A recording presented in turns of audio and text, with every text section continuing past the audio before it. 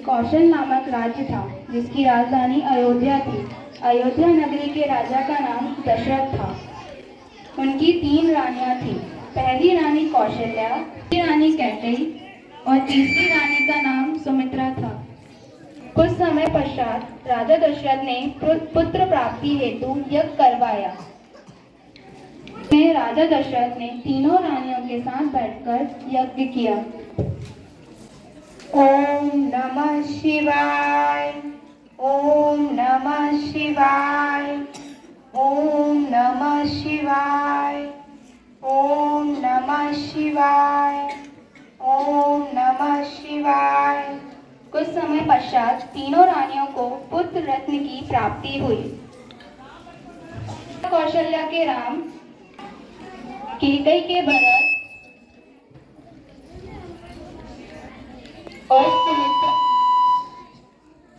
और सुमित्रा के लक्ष्मण और शत्रुघ्न।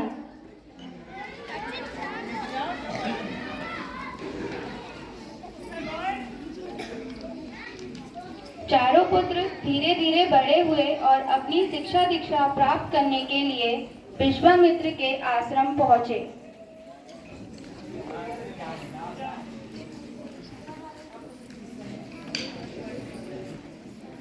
वहां वे अपनी शिक्षा पूरी करते हैं।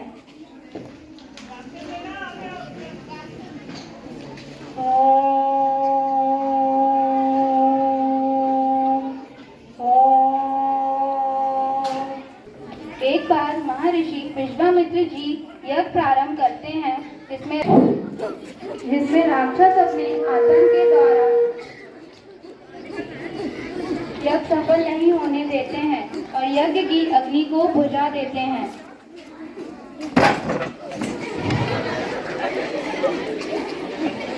तब राम और लक्ष्मण दोनों भाई अपने गुरु के यज्ञ में बाधा डाल रहे उन राक्षसों का नाश कर देते हैं, जिससे यज्ञ सफल हो जाता है। तब विश्वामित्र जी राम और लक्ष्मण को दिव्य शस्त्र प्रदान करते हैं। पहली पुत्री सीता,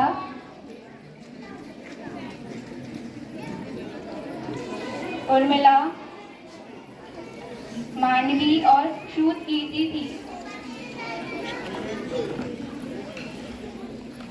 जिसमें से राजा अपनी पुत्री सीता से बहुत अधिक स्नेह करते थे। जब सीता विवाह योग्य हो गई तब राजा जनक ने अपनी पुत्री सीता के लिए स्वयंवर रखने का निश्चय किया। राजा जनक ने सीता के स्वयंवर में शिव धनुष उठाने वाले और उस पर प्रत्यंचा चढ़ाने वाले से अपनी प्रिय पुत्री सीता से विवाह करने की शर्त रखी, जिसमें स्वयंवर की खबर सुनकर बड़े बड़े राजा वहां पहुंच गए। इस प्रकार ऋषि विश्वामित्र भी राम और लक्ष्मण के साथ सीता स्वयंवर में पहुंचते हैं।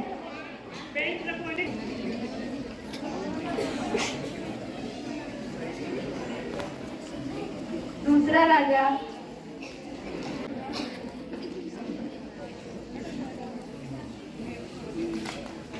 तीसरा राजा,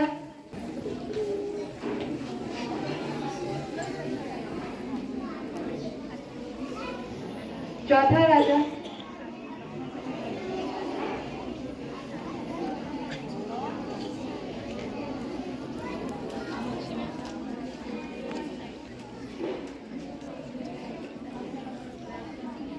नहीं हिला पाता। फिर रावण भी धनुष उठाने के लिए आते हैं।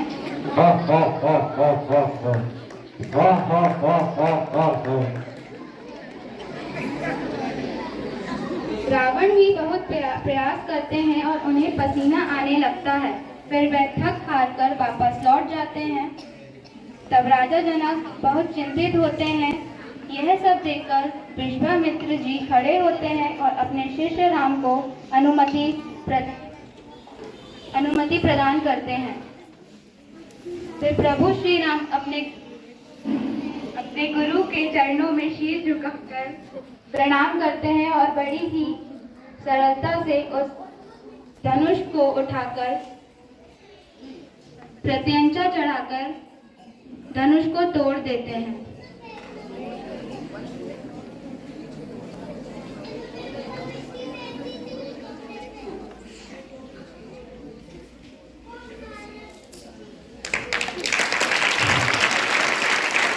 सारी सभा में आनंद छा जाता है।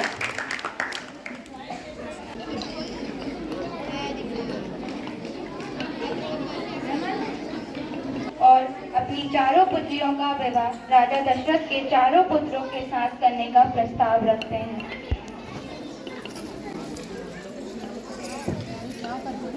जनकपुरे उत्सव है भारी, जनकपुरे उत्सव है भारी, अपने वर का चयन करेगी, उत्सव है भारी। और इसी तरह राम का विवाह सीता के साथ, लक्ष्मण का विवाह उर्मिला के साथ, भरत का विवाह मांडवी के साथ और शत्रुघ्न का विवाह शूरकीर्ति के साथ करवा देते हैं।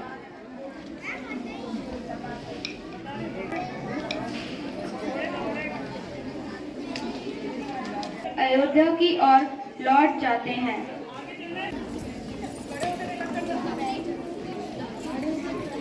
अयोध्या पहुंचते ही द्वार पर सभी माताएं स्वागत करती हैं।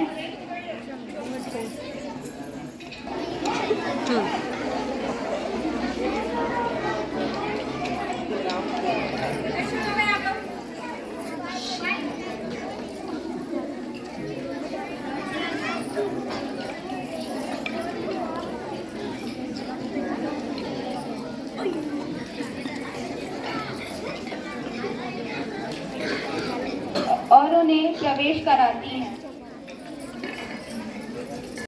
और राजा दशरथ वृद्ध हो जाते हैं और अपना सारा राजपाट अपने बड़े बेटे राम को सौंप देना चाहते हैं।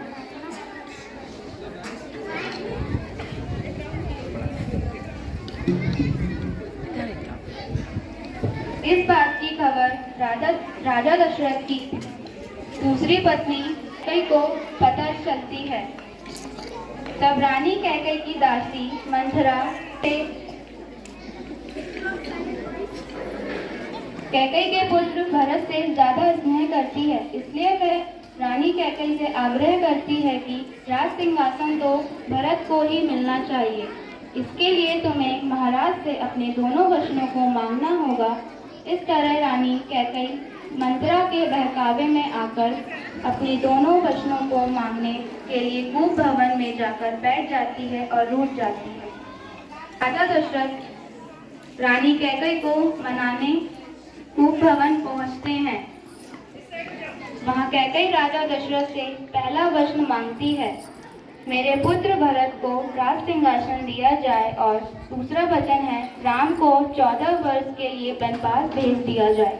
कैकई के दोनों वचन सुनकर राजा दशरथ का दिल टूट जाता है। वह रानी से दोनों वचन वापस लेने के लिए कहते हैं, पर कैकई अपनी बात पर अटल रहती है और राजा दशरथ को नहीं चाहते हुए भी अपने प्रिय पुत्र राम को बुलाकर राम राम इधर राम को बुलाकर 14 वर्ष के लिए वनवास जाने की आज्ञा प्रदान करते हैं। आपके बिना अयोध्या मेरे लिए नर्क के समान है। लक्ष्मण जी कहते हैं, भैया मैं भी आपके साथ चलूंगा, मैं तो आपके चरणों का दास हूँ, जहाँ आप होंगे वहीं मैं भी रहूंगा। कहकर चलने की अनुमति प्राप्त कर साथ चलने को तैयार हो जाते हैं। इस तरह राम लक्ष्मण और सीता वन जाने के लिए निकल पड़ते हैं।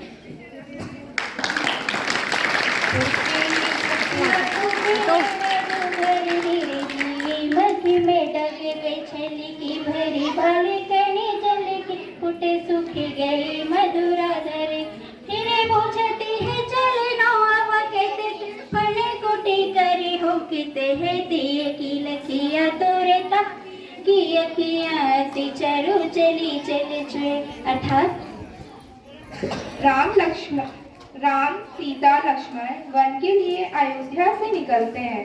सीता 2 कदम ही चलती है और उसके माथे पर पसीने की बूंद छलक जाती है। उसके मधुर होंठ सूख जाते हैं। फिर सीता राम से पूछती है, और कितना चलना है? पत्तों की कुटिया कहाँ बनाओगे?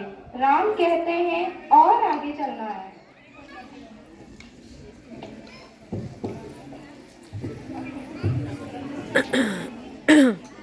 राम, हे राम। कहते हुए दुखी राजा दशरथ अपने प्राणों को त्याग देते हैं।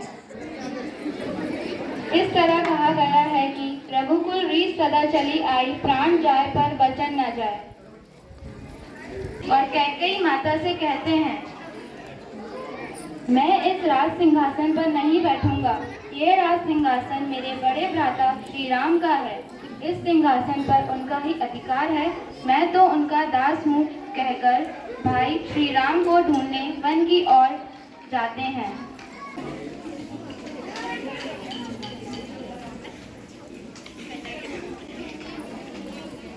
जब वह श्री राम से मिलते हैं तो राम भैया से घर वापसी के लिए कहते हैं। राम जी कहते हैं, मैंने पिताजी को वचन दिया है और मैं उसे पूर्ण करूंगा। तब भरत जी राम के चरणों में प्रणाम करके उनकी चरण पादुका को मांग लेते हैं। कहते हैं, आप जब तक अयोध्या वापस आओगे तब तक आपका स्थान जो रिक्त है उस पर मैं आपके चरणों की यह पादुका को रखना चाहता हूँ और मैं आपके आने का इंतजार करूँगा।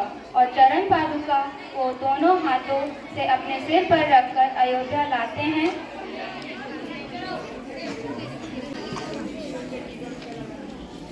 और राज सिंहासन पर रख देते हैं और प्रणाम करते हैं। इस तरह राम के वनवास के 13 वर्ष बीत चुके थे और वनवास का अंतिम वर्ष था। तब गोदावरी नदी के किनारे एक जगह सीता जी को बहुत पसंद आई। उस जगह का नाम था पंचवटी। तब राम जी ने शेष समय पंचवटी में ही बिताने का निर्णय लिया। इस तरह राम और लक्ष्मण दोनों भाइयों ने मिलकर वहां एक कुटिया बनाई और उसमें रहने लगे।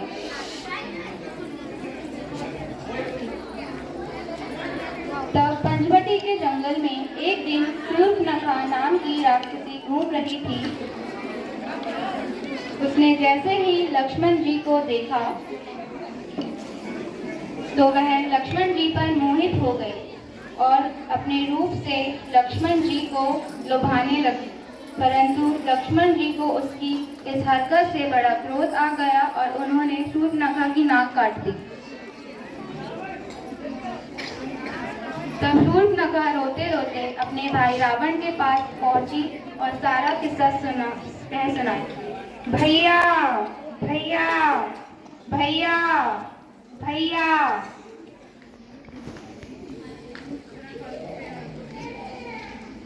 तब रावण क्रोधित होता है और वह मारीच नाम के राक्षस को बुलवाता है। मारीच। और योजना बनाकर सीता हरण की राक्षस मारीच को स्वर्ण हिरण बनाकर सीता के पास भेज देता है। उस स्वर्ण हिरण को देखकर सीता जी उस हिरण को पकड़ना चाहती है पर वह दूर चला जाता है। तो सीता जी राम से कहती है कि उस हिरण को पकड़कर ले आइए। तब राम जी हिरण को लेने जाते समय लक्ष्मण से कहते हैं कि सीता माँ की रक्षा करना और चले जाते हैं।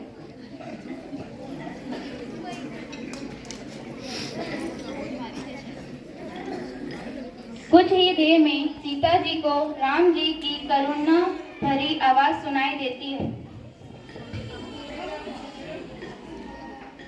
लक्ष्मण। लक्ष्मण जी जाते समय कुटिया के बाहर रेखा खींच जाते हैं और सीता जी से कहते हैं, सीता माँ आप इस रेखा को पार नहीं करना, आप इस रेखा के अंदर सुरक्षित हो कहकर लक्ष्मण जी राम के पास जाते हैं। इधर रावण ने रास्ता साफ देखा तो वह साधु का भेष धारण कर माता सीता को कुटिया के सामने आता है और भिक्षा मांगता है। भिक्षाम दई, भिक्षाम दई, भिक्षाम दई। तब सीता माता भिक्षा देने के लिए कुटिया के द्वार तक आती है और साधु से भिक्षा लेने के लिए कहती है, यह भिक्षा लीजिए बाबा। यह भिक्षा मुझे अस्वीकार है, क्योंकि यह द्वार पर आए हुए साधु का घोर अपमान है। मैं इस तरह कुटिया के अंदर से भिक्षा नहीं ले सकता। इस तरह साधु को क्रोधित होते देखकर माता सीता रावण के ब्रह्मजाल में फंस जाती है और लक्ष्मण रेखा को पार कर भिक्षा देने बाहर आती है। ऐसे ही रावण इस तरह बलपूर्वक रावण सीता को पकड़कर अपने रथ में बिठाकर आसमान के मार्ग से लंका की तरफ ले जाता है। तब रास्ते में जटायु नामक गिद्ध सीता जी को मिलता है और वह सीता जी की मदद करने का प्रयास करता और रावण और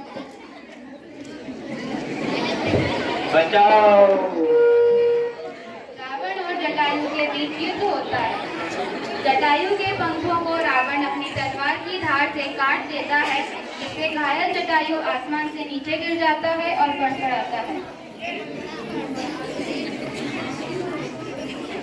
लंका पहुंचने पर रावण सीता जी को राक्षसियों की कड़ी सुरक्षा में अशोक वाटिका में रखते हैं। फिर एक दिन रावण सीता के पास जाते हैं और विवाह करने का प्रस्ताव रखते हैं। तब सीता जी कहती हैं, हे रावण, मैं ये प्रस्ताव को अस्वीकार करती हूँ। मैं हमेशा ही राम की थी, राम की हूँ और राम की ही रहूंगी। इधर राम और लक्ष्मण कुटिया में वापस लौटकर आते हैं, पाकर उन्हें खोजने निकल जाते हैं।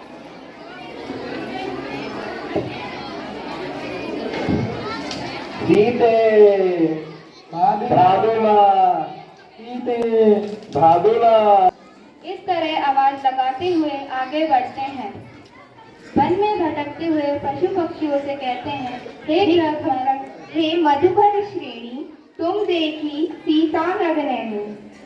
अर्थात वन में रहने वाले मधुकर श्रेणी में आने वाले पशु पक्षियों, क्या तुमने हिरण के जैसी आंखों वाली अर्थात नगनैनी सीता को कहीं देखा है? तो उन्हें रास्ते में एक घायल जटायु मिलता है। वह राम जी को बताते हैं कि रावण सीता माँ का अपहरण कर आकाश मार्ग से लंका की ओर ले गया है।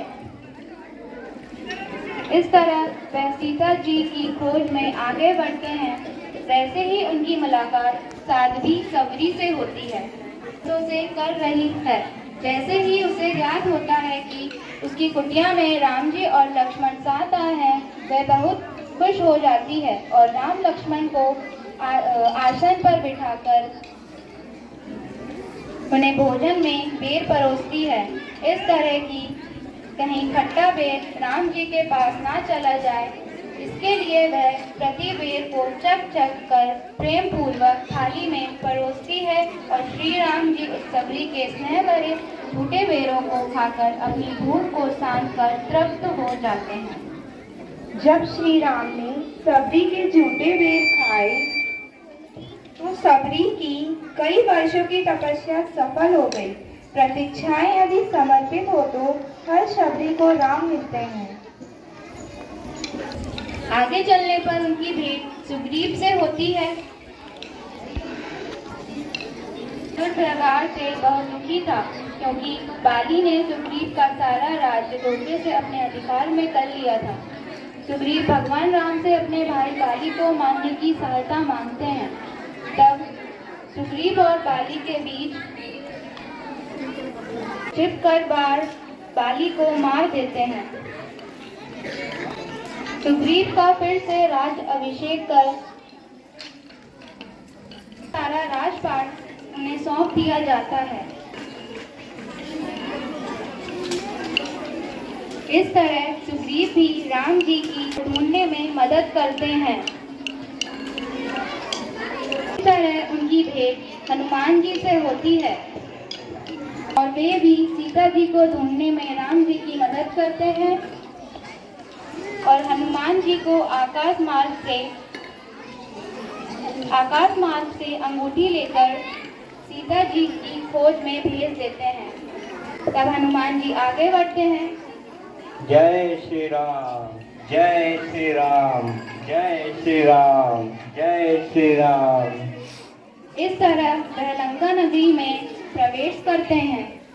लंका नगरी जैसे ही पहुंचते हैं उन्हें बहुत जोरों की भूख लगती है, तो वह देखते हैं कि अशोक वाटिका में बहुत से फल लगे हुए हैं, जिन्हें हनुमान जी तोड़ तोड़ कर उछल कूद कर सारे फल खा लेते हैं और अपनी भूख मिटा लेते हैं। तभी वहाँ पर वह सीता जी से मिलते हैं और उन्हें प्रणाम करते हैं और उन्हें राम जी द्वारा दी गई अंगूठी भेंट देते हैं। अंगूठी को हाथ में लेते ही सीता जी अपने राम जी की अंगूठी को पहचान लेती है और हनुमान जी से कहती है, मेरे राम जी को जल्दी आने के लिए कहना, और अपनी चूड़ामणि हनुमान जी को देती है और हनुमान जी संदेश लेकर वहां से निकलकर राम जी के पास वापस लौटते हैं। अपने भाई लक्ष्मण और वानर सेना के साथ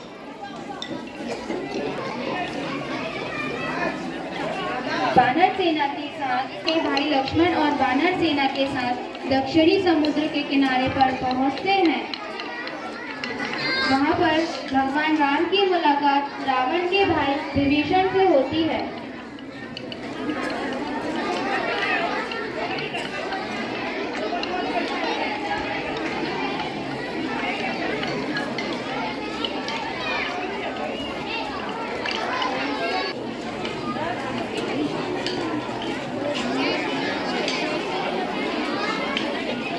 जय श्री राम, जय श्री राम, जय श्री राम, जय श्री राम।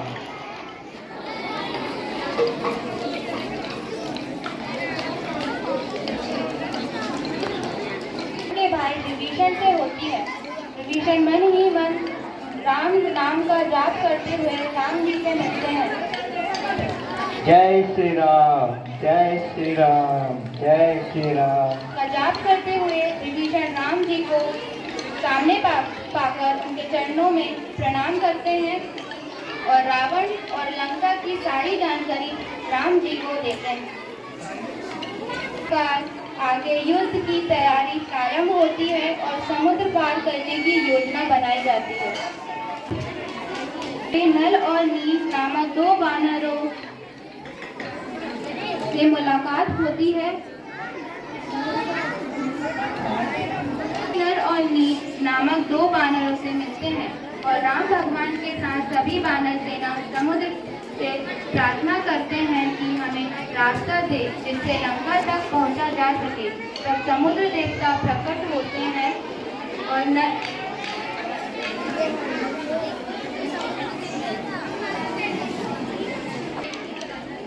कि यह पत्थरों पर राम नाम लिखकर तैरा दे, जिससे रास्ता बन जाएगा। वानरों की सहायता से राम सेतु का निर्माण करते हैं और राम का नाम लिखकर पत्थरों को समुद्र में छोड़ देते हैं, जिससे समुद्र के बीचों बीच इधर छोड़ दे भैया।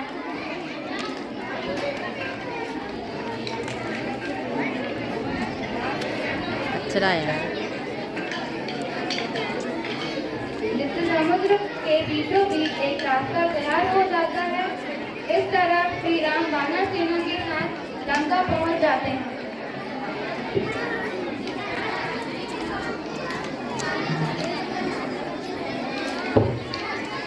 राम अपनी वानर सेना से कहते हैं,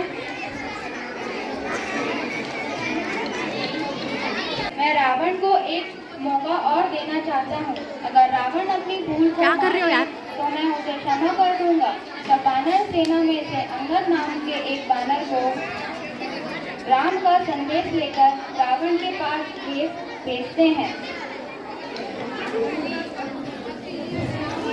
श्री राम का संदेश लेकर आया हूँ कि अगर आप अपनी भूल स्वीकार कर लें और सीता जी को उन्हें लौटा दें तो मेरे प्रभु श्री राम आपको क्षमा कर देंगे। इतना कहते ही रावण जोर जोर से हंसने लगता है।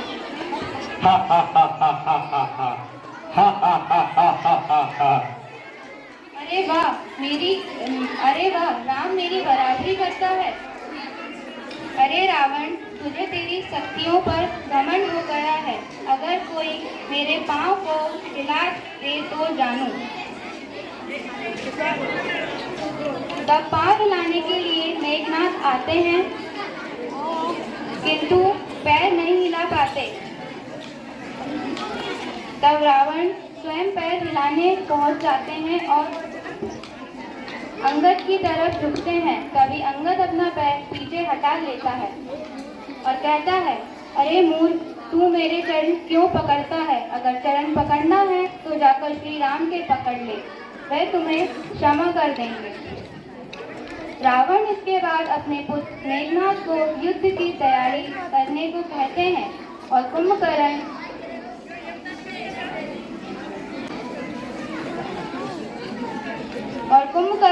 जो कि 6 महीनों से सोया हुआ था, उसे युद्ध के लिए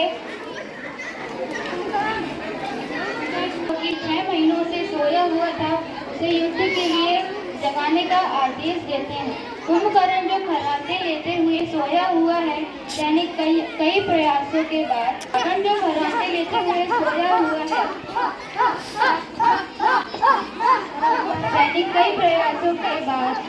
नगाड़े बजाकर जगाते हैं। बहुत प्रयास से कुंभकर्ण जाग जाते हैं। फिर कुंभकर्ण रावण से मिलकर बातचीत करते हैं और युद्ध के लिए प्रस्थान करते हैं।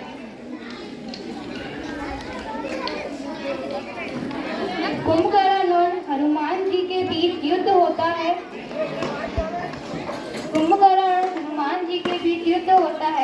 जिसमें कुंभकर्ण मारा जाता है।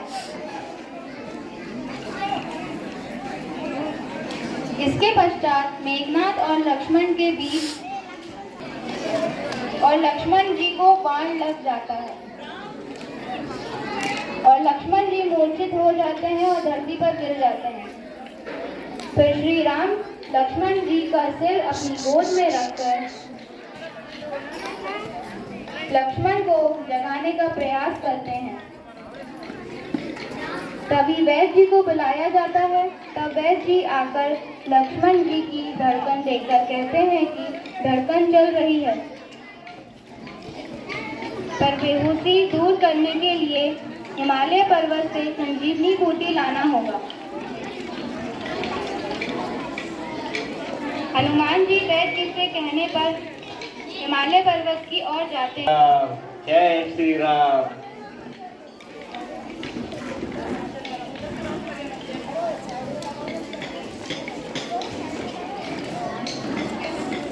जय श्री राम, जय श्री राम, जय श्री राम।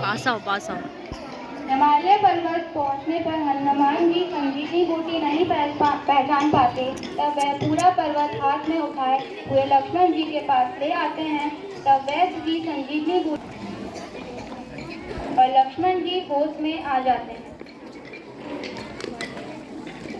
फिर से युद्ध करने के लिए तैयार हो जाते हैं। दोबारा युद्ध प्रारंभ होता है, जिसमें मेघनाथ मारा जाता है। इसके आगे राम और रावण के बीच युद्ध प्रारंभ होता है और वानर सेना के बीच युद्ध प्रारंभ होता है। राम कहते हैं, हे रावण, अब तेरी मृत्यु निकट है। रावण कहते हैं, अरे जंगल में रहने वाले, तू क्या मुझे मारेगा? रावण की बात सुनकर श्री राम कहते हैं, हे रावण, तुझे अपनी शक्ति पर बहुत घमंड हो गया है। तूने बहुत अत्याचार किया है, कमजोरों को सताया है। अब मैं तुझे मृत्युदंड अवश्य दूंगा। इस प्रकार श्री राम विभीषण द्वारा बताए जाने अपना तीर रावण की जहाँ जान बचती है उसकी नाभि में तीर मारते हैं।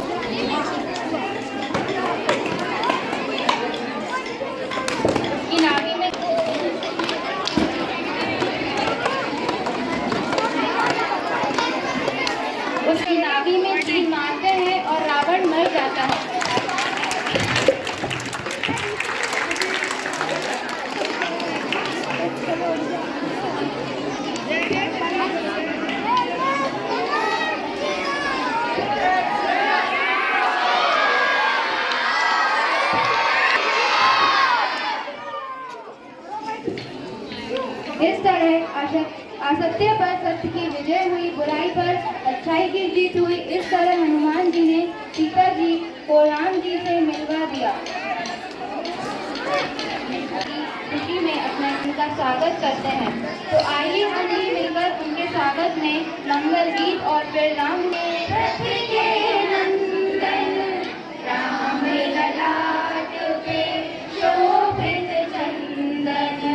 रघुपति की जय बोले लक्ष्मण राम सिया का हो अभिनंदन।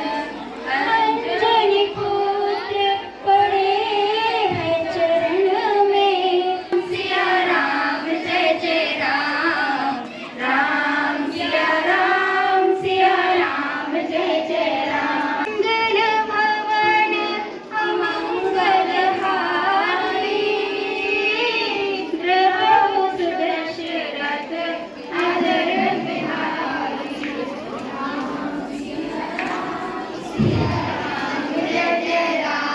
सियावर रामचंद्र की जय, पवन सुत हनुमान की जय, उमापति महादेव की जय। नारा एक ही नाम, एक ही नारा एक ही नाम, एक ही नारा एक ही नाम, जय जय श्री राम। एक नारा एक नाम।